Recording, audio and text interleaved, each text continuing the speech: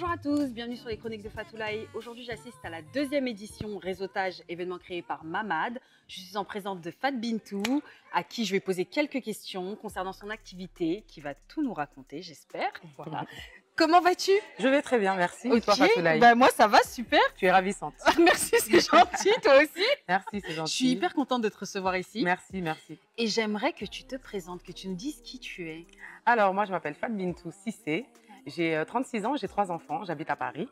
Donc, je suis coordinatrice de projet, principalement en milieu associatif. D'accord. Je suis artiste peintre, auteur de livres jeunesse et en train de développer une activité autour de la couture sur mesure avec ma sœur Alimatou. D'accord, trop bien. Tu peux nous en dire un petit peu plus concernant la couture? Parce que tu m'as dit couture mesure, mais... Alors, le projet d'atelier de couture sur mesure, il est né en 2019. D'accord. Parce qu'avec ma sœur, comme la plupart des personnes d'origine africaine, on est des grandes consommatrices de couture sur mesure. Clairement. Et on était tout le temps insatisfaites. Ah mais ouais? vraiment tout le temps. Moi, j'ai même arrêté de me faire coudre des tenues sur mesure parce que ça devenait...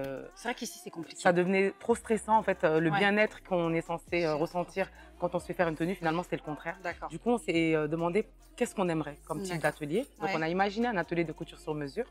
Voilà, avec un concept, un lieu d'accueil, un espace assez grand, etc. D'accord. Mais pour ne pas rester égoïste et parce qu'on pense aussi aux couturiers, on s'est rendu compte que les couturiers, ils avaient peut-être du mal aussi à gérer leurs clients, à faire du travail de qualité parce qu'ils n'étaient pas forcément dans les bonnes conditions. D'accord. Donc, suite à cela, on a décidé de créer une association qui est annexe à l'entreprise.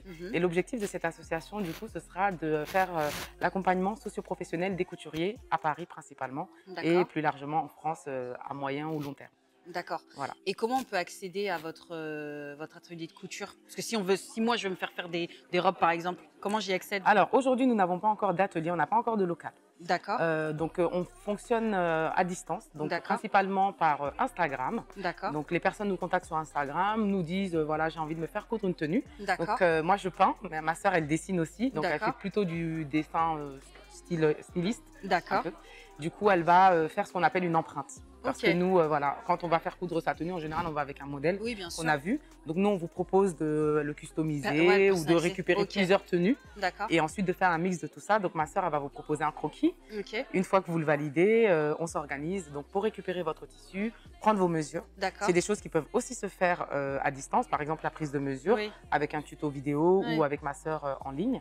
Et on a un service aussi où on peut nous aller vous chercher votre tissu, vous le montrer et l'acheter pour vous, etc. Et on vous facture. Donc ça, on a un service de livraison. Donc voilà, on gère plutôt comme ça en attendant d'avoir notre super local. D'accord, ok. Et du coup, vous avez des réseaux, un site internet, comment ça se passe? Comment on vous contacte? Alors, on est sur Instagram. D'accord, c'est quoi donc, le nom? Le nom, c'est Nidia Paris, Nidiya. D'accord. Nidia qui veut dire les plaisirs de l'âme en mandingue, parce que nous, on est d'origine sénégalaise de la Casamance. D'accord. Et sinon, on est en train de créer un site internet qu'on aimerait assez simple d'utilisation pour que les gens ils puissent commander, mettre leurs mesures et nous contacter. D'accord. Et je vais juste rebondir sur une petite chose que tu as dite, c'est concernant les livres jeunesse. Oui. Ça, franchement, waouh. Non, mais j'ai vraiment envie d'en savoir un peu plus, en fait. Alors, moi, j'écris beaucoup depuis très longtemps. Je fais aussi du théâtre, enfin voilà.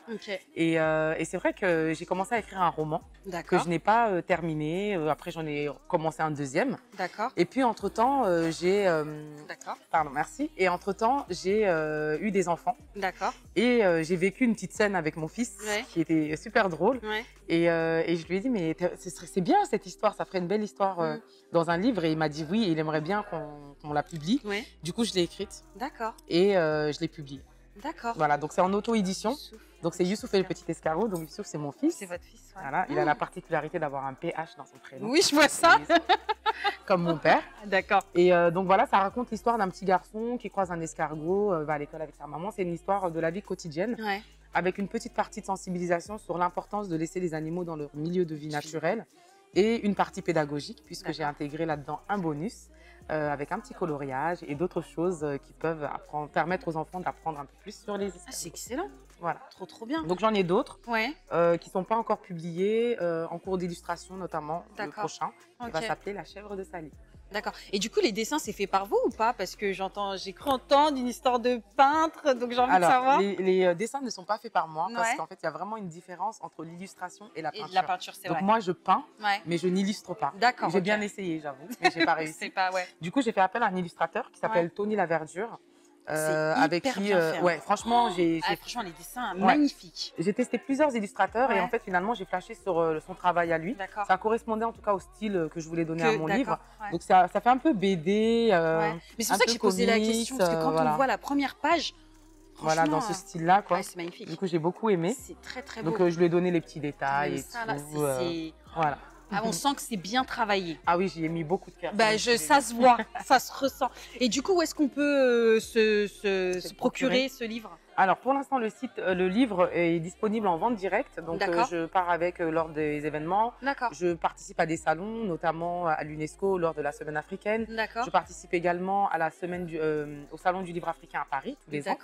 Et bientôt, j'espère, en ligne. Mais je ne sais pas trop comment. J'y vais tout doucement avec ça. D'accord. Mais voilà. Ah oui, c'est top. Plein de casquettes. Plein de casquettes. Et vous trouvez le temps de faire tout ça? Je trouve le temps de faire tout ça. Je ne suis pas hyper active, mais c'est vrai que j'aime bien faire beaucoup de choses. Ah ouais, c'est quelque chose qui m'anime, j'aime bien. Ouais. Voilà. Honnêtement, je fais du théâtre aussi. Bon, là, j'ai arrêté. Ouais. Mais j'ai créé en 2020 une troupe de théâtre pour maman. D'accord. Et du coup, on s'est reproduit sur scène l'année dernière, etc. Et j'aime beaucoup. J'aime beaucoup. C'est moi, quoi. Je suis waouh, je me dis, elle fait beaucoup trop de choses. Non, mais c'est bien. Non, mais c'est bien. Franchement, honnêtement, c'est top. Et des perspectives d'évolution? Alors, des perspectives d'évolution, effectivement. Donc, pour Nidji à Paris, c'est la recherche du local. Là, on est en pleine recherche.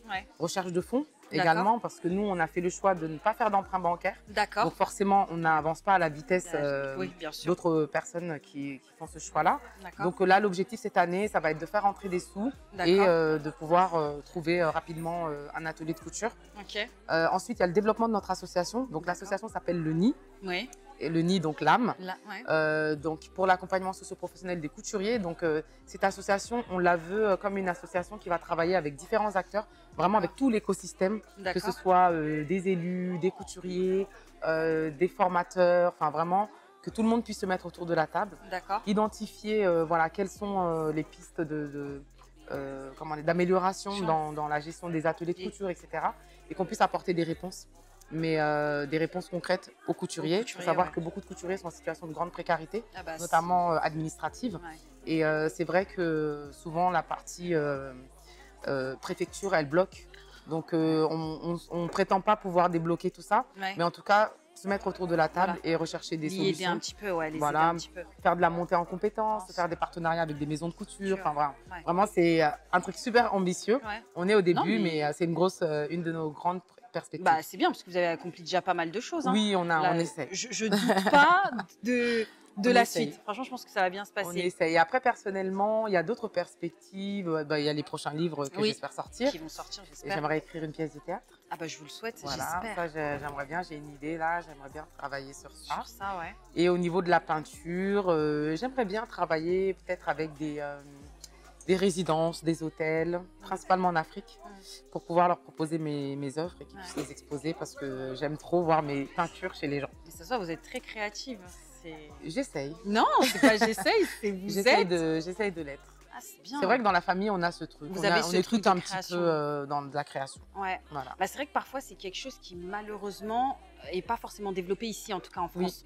C'est pas des compétences qu'on développe chez les enfants en France, alors que c'est quelque chose qu'on a, je pense, tous en nous. Ouais. C'est que déjà, nous, en Afrique, l'art, etc., c'est pas quelque chose d'assez sérieux pour eux. Du coup, quand on est jeune et qu'on veut s'orienter vers cette voie-là, moi je me rappelle, j'avais dit à mon père une fois que je voulais être humoriste. Ah, mais c'est pas passé. Il m'a dit, mais tu crois, on est où là? Mais tu vas aller où? Donc toi, tu vas aller faire le clown des gens. Nous, on est des nobles. On ne fait pas rigoler les gens. C'est ça. C'est que chacun a sa case. Voilà. C'est nous, les gens, ils nous font rire, mais nous, on ne va pas faire rire les gens. Et dans ma tête, je me suis dit, bon, je ne comprenais rien de ce qu'ils me racontaient. Nous, on ne fait pas rire les gens, alors que je passais mes journées à faire rire les gens. Ça, c'est ultra dommage. C'est vrai. Mais bon, après, n'empêche que le naturel, il revient toujours au galop. C'est ça ce que j'allais dire. La créativité, quand on l'a, de toute façon, quoi qu'il en soit, on a envie de l'exprimer. Exactement. Et là, pour le coup, vous faites tellement de choses. Entre la couture, ça, puis même le fait d'être face à un média, en vrai, c'est... Oui, c'est vrai. Tout et ça, notre père, il est super fier. Hein. En vrai, ah bah, je me doute. Quand il a vu le livre, quand il voit notre projet autour de la couture, bah, oui.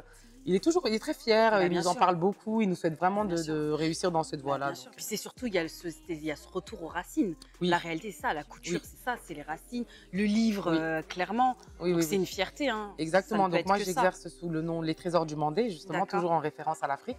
Donc les Trésors du Mandé, c'est la peinture, c'est aussi les livres.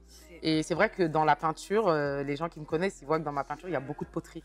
Parce qu'en fait, mes grands-parents, ils font de la poterie. Donc j'ai grandi un peu dans ce milieu-là, de la poterie, de la terre. Donc mes couleurs, ça va beaucoup être des couleurs argile, ocre jaune, etc. Parce que j'y tiens vraiment. En fait, pour moi, le livre, la peinture, c'est vraiment l'expression d'un souvenir d'enfance qui reste là et qui se manifeste de différentes manières à chaque étape de ma vie.